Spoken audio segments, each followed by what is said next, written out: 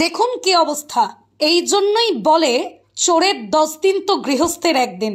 তবে এবার গৃহস্থ নয়, সরাসরি পুলিশের জালে আটক। মুর্শিদাবাদের সাগরপাড়ার সবথেকে বড় খবর, অবৈধ রেশনের চাল বোঝাই একটি লরি আটক করেছে সাগরপাড়া থানার পুলিশ। সূত্রের খবর, কালীগঞ্জ থেকে অবৈধভাবে রেশনের চাল তুলে নিয়ে আসা হচ্ছিল এবং পরে সাগরপাড়ার একাধিক স্থানে সেই চাল লোড হচ্ছিল লরিতে। অবৈধ রেশনের চাল কিন্তু উদ্ধার করলো সাগরপাড়া থানার ভারপ্রাপ্ত আধিকারিক মোহাম্মদ খুরশেদ আলম সহ তার পুলিশ টিম।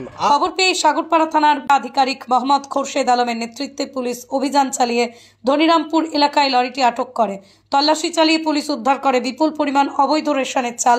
তবে এই ঘটনাকে ঘিরে উঠেছে বড় প্রশ্ন, কে বা কারা সাধারণ মানুষের প্রাপ্য রেশনের চাল কালোবাজারে বিক্রি করছে। তাহলে যেখানে সাধারণ মানুষের পাওয়ার কথা এই রেশনের চাল, সেখানে কিভাবে এই লরিতে লোড হচ্ছে সেই রেশনের চাল এবং গোডাউনে যাচ্ছে? তাহলে লরির চালককে জিজ্ঞাসাবাদে জানা যায় তিনি ভাড়ার ভিত্তিতে কাজ করছিলেন। চালগুলো যাওয়ার কথা ছিল শেখপাড়ার ফিরোজ নামের এক ব্যক্তির কাছে। ঘটনার পর থেকে এলাকা জুড়ে চাঞ্চল্য ছড়িয়েছে। পুলিশের প্রাথমিক অনুমান, স্থানীয় কিছু অসাধু রেশন ডিলার এবং ব্যবসায়িক যোগসাজশ সেই অবৈধ বাণিজ্য চলছে। শুরু হয়েছে। হ্যাঁ, এগুলো কিসের চাল? এগুলো চাল আপনার যেসব মানুষ আপনারা যে কোনগুলো চাল দিচ্ছে সব চাল বেঁচে দিচ্ছে। কে বেচেছে? রেশনের চালে কি প্যাকেটিং করা আছে?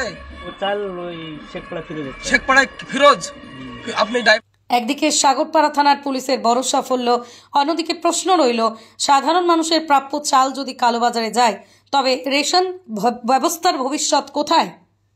সাগরপাড়া থেকে রাসেল শাহর রিপোর্ট, স্টোরি বাংলা।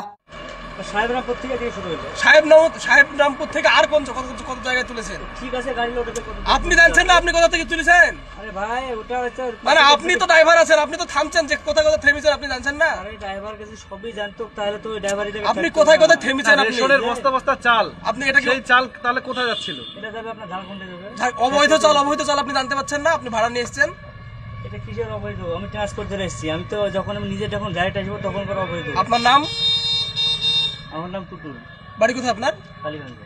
কিন্তু অবৈধ রেশনের চাল কিন্তু তুলছিল এই লরিটিতে, আর এই লরি কিন্তু কালীগঞ্জ থেকে কিন্তু সাগরপাড়া পর্যন্ত প্রায় বেশ কয়েকটা গোডাউন থেকে কিন্তু রেশনের অবৈধ চাল তুলে কিন্তু নিয়ে যাচ্ছিল শেখপাড়া ফিরোজ নামের এক ব্যক্তির গোডাউনে। এমনটাই কিন্তু জানালেন এই যে লরির যে চালক ছিলেন তিনি। তাহলে যেখানে সাধারণ মানুষের পাওয়ার কথা এই রেশনের চাল, সেখানে কিভাবে এই লরিতে লোড হচ্ছে সেই রেশনের চাল এবং গোডাউনে যাচ্ছে? তাহলে কি স্থানীয় যারা ডিলার রয়েছে কালীগঞ্জ থেকে সাগরপাড়া পর্যন্ত, ডিলাররা কি যুক্ত রয়েছে এই রেশন চালের পাচারের বিষয়ে, নাকি সাধারণ মানুষ সেই চাল বিক্রি করেছে, সেই চাল কোনো ব্যক্তি তাদেরকে সাপ্লাই দিচ্ছে? এটা কিন্তু প্রশ্ন একদিকে রয়ে গেছে। সাধারণ মানুষের যেখানে চাল পাওয়ার কথা সেই চাল কিন্তু অবৈধভাবে পাচার হচ্ছিল শেখপাড়ার উদ্দেশ্যে। তার আগে কিন্তু সাগরপাড়া থানার পুলিশ কিন্তু এই চালগুলি সহ এই লরি চালককে কিন্তু আটক করা হয়েছে। সাগরপাড়া থেকে রাসেল শাহ রিপোর্ট, স্টোরি বাংলা।